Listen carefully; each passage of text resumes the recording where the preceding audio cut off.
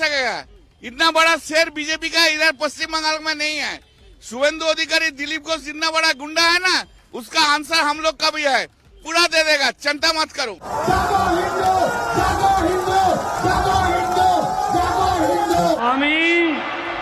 আমি শুভেন্দু অধিকারী ঈশ্বরের নামে শপথ করিতেছি যে বিধি দ্বারা স্থাপিত ভারতের সংবিধানের প্রতি আমি অকৃত্রিম निष्ठा और अनुगत्य पोषण करिब। दोस्तों, जैसे कि आप सबको पता ही होगा कि पश्चिम बंगाल बीजेपी जीतकर नया सीएम दे दिया है शुभेंदु अधिकारी, और बीजेपी अपना नया टारगेट पंजाब में सेट कर दी है।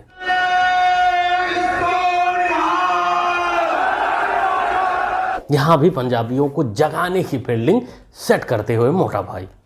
उत्तर प्रदेश में तो बाबा अकेले ही संभाल लेंगे, और पश्चिम बंगाल में शुभेंदु अधिकारी जब से शपथ लिए हैं सीएम पद की, तब से महान चटोर चमचे पागल हो गए हैं, कुछ भी अनाप शनाप बक रहे हैं। पहले तो इनसे मिलिए जिनको ज्यादा चोट लगी है बीजेपी आने से और ममता के ना आने से, क्योंकि बीबी की सीट इनके सांसदी वाली जाने वाली है, राजदीप मियां। जिस तरह से शुभेंदु अधिकारी जिसकी बात आप कर रहे हैं, और आप उनके स्टेटमेंट्स देखिए ना, क्या कह रहे हैं कि मैं हिंदू वोटरों का आभार हूं।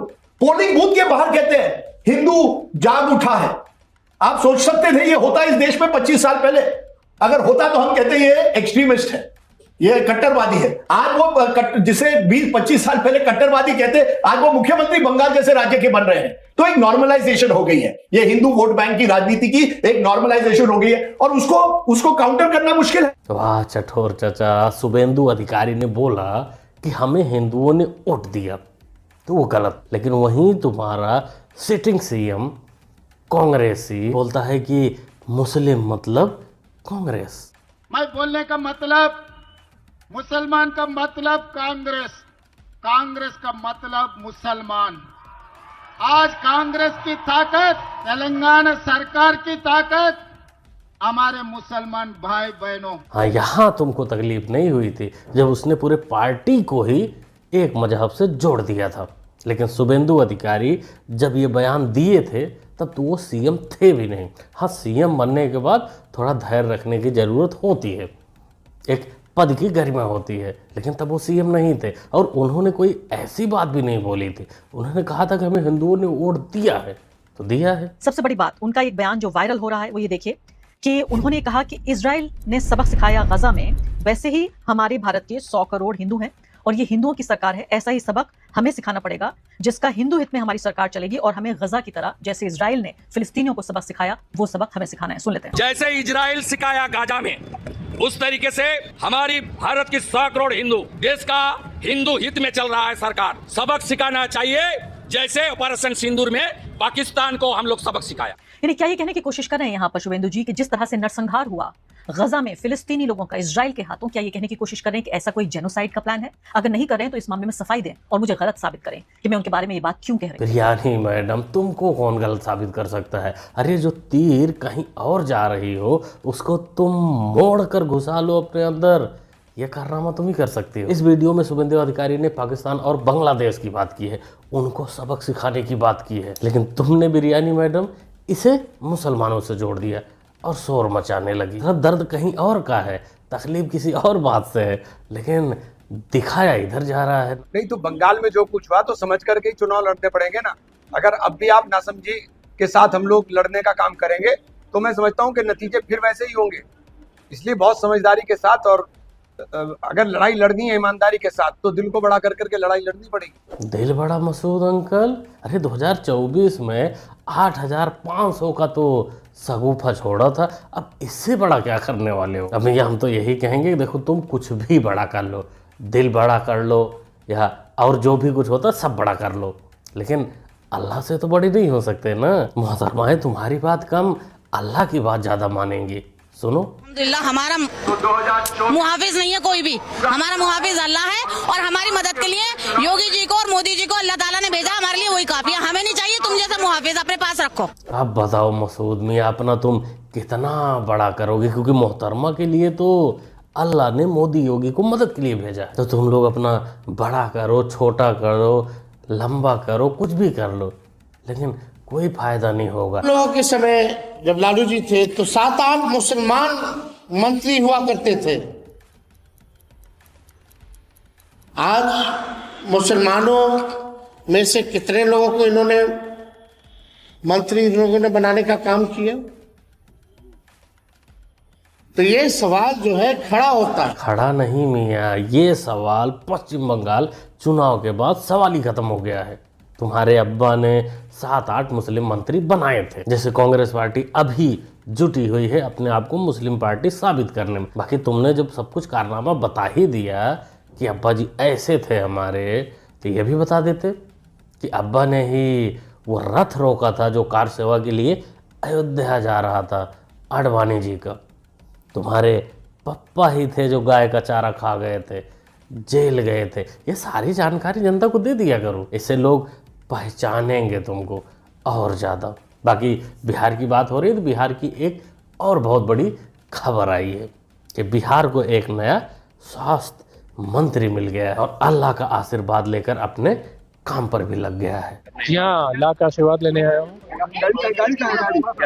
आज ऑफिस ज्वाइन किया है मैंने। पहले तो बहुत बहुत आपको बधाई हो, ये बड़ी बड़ी जिम्मेवारी मिली है, तैयार है इसके लिए? जी हाँ, सबसे पहले तो बिहार की जनता को बहुत बहुत धन्यवाद देता हूँ। उन्होंने 1925 के बिहार इलेक्शन में जेडीयू को 200 सीट से जितवाया, उनको बहुत बहुत धन्यवाद देता हूँ। फिर पिताजी के मार्गदर्शन में ही हम काम करेंगे और आदरणीय मुख्यमंत्री श्री सम्राट चौधरी के नेतृत्व में काम करेंगे। ये जो जिम्मेदारी मुझे दी है पार्टी के वरीय नेताओं ने जेडीयू के, मैं उनके विश्वास पे खरा उतरने की कोशिश करूंगा। वैसे अब पता तो चल गया कि नीतीश चाचा इनको राजनीति से बहुत दूर क्यों रखते थे, क्योंकि पता था कि अगर ये आएंगे तो वही होगा जो पप्पू का हो रहा है। लेकिन मजबूरी तो मजबूरी, आना ही था इनको और बिहार को एक नया स्वास्थ्य मंत्री मिलना ही था जिसके स्वास्थ्य के इलाज की पहले ज़रूरत हो। वैसे ये स्वास्थ्य मंत्री बन गए हैं, कुर्सी मिलेगी इनको, अपना ऑफिस मिलेगा, जिम्मेदारी मिलेगी, सब कुछ मिलेगा। लेकिन एक बात तो पक्की है कि ये बंदा बहुत ही भोला है, राजनीति के लिए नहीं बना है। तो मज़े असली आसपास वाले ही लेंगे। देखो आगे क्या होता है, क्या फैसला करते हैं और क्या सीखते हैं। जैसे बिहार में दारू तो बंद है, लेकिन हम तो कहेंगे कि देखो उसको चालू वालू करवा भी सकते हो, लेकिन माल फूकना बंद होना चाहिए, रिस्की है बहुत। आप लिख के ले लो, कांग्रेस पार्टी नरेंद्र मोदी को हराएगी और फिर देखना हम क्या कार्रवाई करते हैं नरेंद्र मोदी के साथ, क्योंकि इन्होंने देश पर आक्रमण किया है, लोकतांत्रिक सिस्टम पर आक्रमण कर इन्होंने अंबेडकर जी के संविधान पर आक्रमण किया। संविधान पर नहीं पप्पू जी, उन्होंने सीधा सीधा कांग्रेस पर आक्रमण किया है और कांग्रेस खत्म होने वाली है। और आप ये पिछले 12 साल से कह रहे हो कि हम मोदी को ये कर देंगे, मोदी को उखाड़ फेंकेंगे, ये करेंगे वो करेंगे, लेकिन कर कुछ नहीं पाते। पश्चिम बंगाल चुनाव के बाद तो आपका सैकड़ा भी पूरा हो गया है। बाकी आपके लिए कभी महोदय कुछ कहना चाहते हैं, सुनते जाइए। जो ईवीएम का विरोध, चुनाव आयोग का विरोध, सबका सीबीआई ईडी सबका विरोध कर रहे हैं। एक बात जरूर कहूंगा कि कांग्रेस की आने वाली पीढ़ियां भी आप लोगों से एक सवाल जरूर करेंगे कि जब इतने सारे विरोध करने के बावजूद आप बीजेपी को जीत से नहीं रोक सके तो विरोध करके ससुर बेइज्जती काहे कराते थे? या तो विरोध ना किया करें। बिल्कुल कभी महोदय, आने वाली कांग्रेस की जो पीढ़ियां रहेंगी, पता नहीं भाई, इसका तो अनुमान लग ही नहीं रहा, इसका अंदेशा ही नहीं लग रहा कि पीढ़ियां रहेंगी भी। लेकिन चलो मान लीजिए अगर रहती भी हैं तो यही कहेंगे कि अब्बा आपने उखाड़ कुछ नहीं पाया, आरोप पे आरोप रोज लगा रहे थे। बाकी कभी महोदय बेइज्जती की जहाँ तक बात है तो बेइज्जती में एक और एक्सपर्ट सामने आया है, काफ़ी दिनों से चल रहा है, केजरी का पुजारी ओझा। आज मैं यहाँ से कह के जा रहा हूँ, ममता दीदी चुनाव नहीं हारेंगी। तो वहां ईवीएम काम नहीं करेगा? वहां अगर ममता दीदी हार गई तो ईवीएम का सारा कॉन्सेप्ट खत्म हो जाएगा। ये बंदा अपनी बेइज्जती कराने का कोई मौका नहीं छोड़ता, हमेशा तैयार रहता है। अब तो इसको स्टूडेंट भी इसका मुंह पर बेइज्जती करके चले जाते हैं, क्योंकि राजनीति में गया वहाँ मिस हो गया, पढ़ाई किया वहाँ कुछ नहीं बन पाया, टीचिंग में गया वहाँ भी बेइज्जती ही होती है। इसलिए कई वीडियो दिखा भी चुका हूँ कि ये बकवास करते हैं सिर्फ अपने क्लास में, स्टूडेंट ने इनके खुद बताए हैं, पढ़ाते कम हैं। नरेंद्र मोदी और अमित शाह ने थोड़ा गेम बदला है। पहले ईडी, सीबीआई, इनकम टैक्स से चुनी हुई सरकारें गिराते थे, अब अपना आदमी राजभवन में बिठा देते हैं। वो चुनी हुई सरकार बनने ही नहीं देता तो गिराने की जहमत ही नहीं उठानी पड़ेगी। मतलब जलेबी भाई, पंजाब और यूपी में अब कांग्रेस चुनाव नहीं लड़ेगी, क्योंकि भाई गेम ही बदल जाएगा।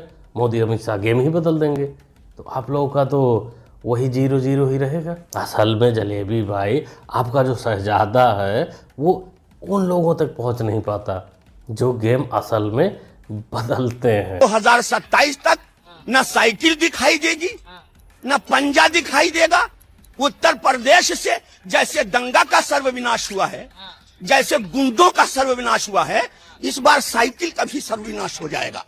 साइकिल का भी सर्वविनाश हो जाएगा। बताओ मौलाना जी, इधर पहले ही उत्तर प्रदेश में कमर कस कर बैठे हैं और जलेबी भाई को लगता है कि ईवीएम ही खराब है, सिस्टम ही खराब है, मोदी योगी खेल ही बदल देते हैं। असल में तुम लोग ईवीएम का रो ना इनके भरोसे रोते हो कि ये हैं तो ईवीएम सही है, ये वाले। सही दीदी रहेगी। बंगाल में मुसलमान लोग किसके साथ हैं? ममता दीदी के साथ है। ममता दीदी के साथ। दीदी काम की है?